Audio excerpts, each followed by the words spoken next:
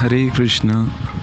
तुलसी महिमा कथा अमृत को आगे बढ़ाते हुए आज हम चलते हैं बरसाना।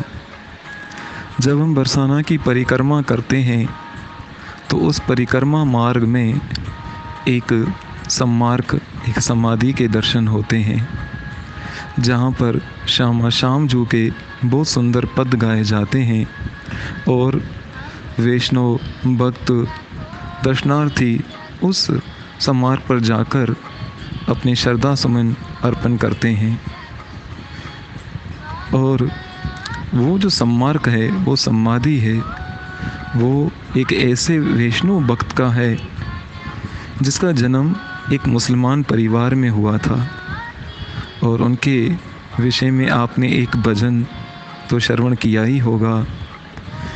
एक पठान था पाक नमाजी, खुद को मोमिन कहता था, दीन इस्लाम को मानने वाला काबिल में जो रहता था। जी, आप समझ गए होंगे मैं रसखान पठान की बात कर रहा हूँ, जिनका लालन पालन काबिल में हुआ। और एक दिन एक पान की केबिन पर उन्होंने भगवान श्री कृष्ण की बचपन की बालक स्वरूप की छवि देख ली और वो छवि ऐसा उनके मन पर असर कर गई कि बस।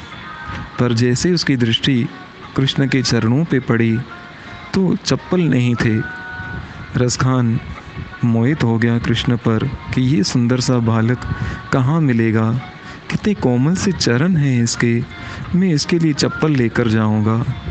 बस फिर क्या था, एक छोटे से बालक के साइज़ के चप्पल लिए और पूछता पूछता चल पड़ा वृंदावन की ओर। कई मंदिरों में जाने के बाद, कई लोगों से पूछने के बाद कहीं उसे पता ना लगा कि ये कृष्ण कहाँ मिलेगा, क्योंकि वो जो भाषा बोल रहा था वो किसी को समझ नहीं आ रही थी। ऐसे करते करते कृष्ण कृष्ण कृष्ण करते करते उनके मन में जो सांसारिक प्रेम था वो आध्यात्मिक प्रेम में परिवर्तन हो गया।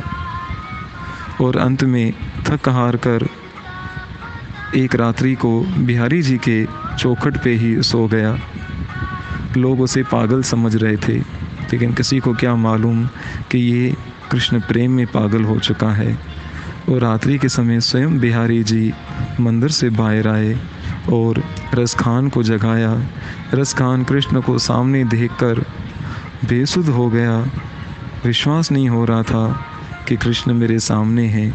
बस जल्दी से उन्होंने वो अपने बगल में जो 2 चप्पल छोटे से छिपाए थे वो कृष्ण को अपने हाथों से पहनाए।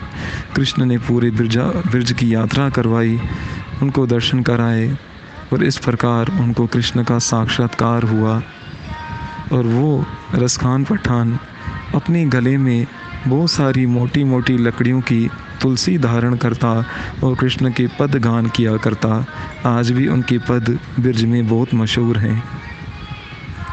एक दिन एक सभा में जब वो पहुंचा तो वहाँ पर बहुत सारे वैष्णव थे।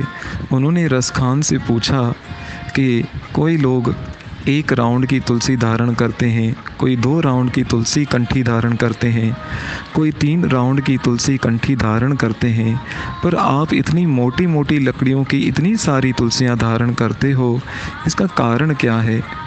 रसखान जी मुस्कुराए और कहा, आप सब वैष्णव हो, आपको वैष्णव संस्कार मिले, आपका जन्म वैष्णव परिवारों में हुआ, पर मैं तो अपने आप को पतित मानता हूँ। मेरा जन्म ही ऐसे कुल में हुआ और मैं भव सागर में पूरी तरह से डूबा हूँ।